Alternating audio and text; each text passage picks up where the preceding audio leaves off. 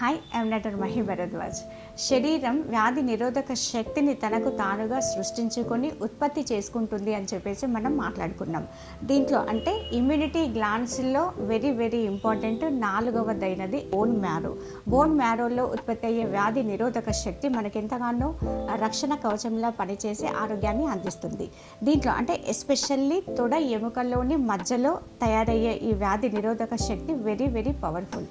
దీంట్లో అంటే 3 రకాలుగా ఈ తొడ ఎముకలోని మధ్యలో తయారవుతాయి. దాంట్లో నెంబర్ 1 వచ్చేసి స్టెమ్ సెల్, నెంబర్ 2 వచ్చేసి టీ సెల్స్, నెంబర్ 3 వచ్చేసి ప్లేట్లెట్స్.